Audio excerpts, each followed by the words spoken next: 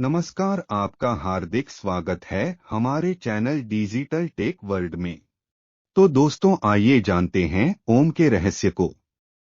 हिंदू धर्म में आध्यात्म और आस्था से ऊपर एक ध्वनि को स्थान दिया गया है और यह भी कहा गया है कि इस ध्वनि के उच्चारण मात्र से ही मनुष्य तनाव मुक्त होकर सीधे परमात्मा से जुड़ने की कोशिश करता है। वह ध्वनि है ओम। यही नहीं कहा जाता है कि पृथ्वी पर केवल एक ऐसी ही ध्वनि है जिसे कोई भी व्यक्ति अपने शरीर के भीतर ग्रहण कर सुन सकता है। ओम के उच्चारण से ही मनुष्य को शांति मिलती है। वह शायद ही कोई धाम या फिर तीर्थ यात्रा करके न मिल सके।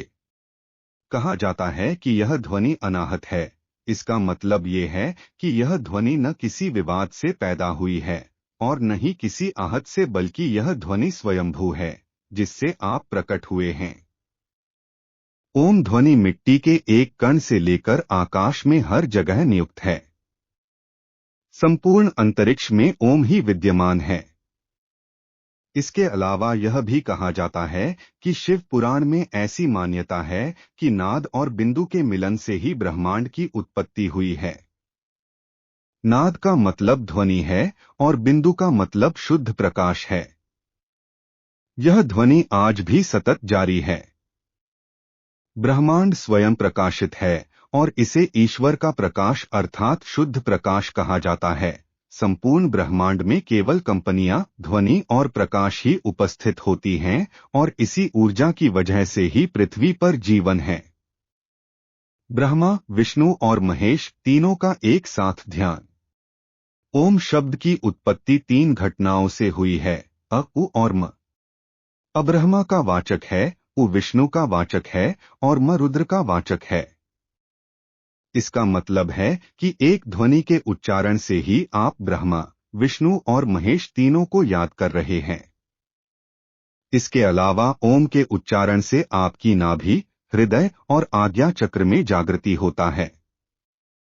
यह ब्रह्मा, विष्णु और महेश का प्रतीक है।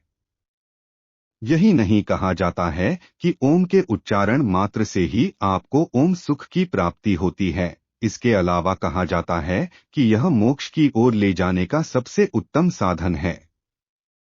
धर्मशास्त्रियों के अनुसार मल या जप तो मात्र ओम ही है, जबकि ओम के आगे या पीछे लिखे जाने वाले शब्द गौण कहलाते हैं।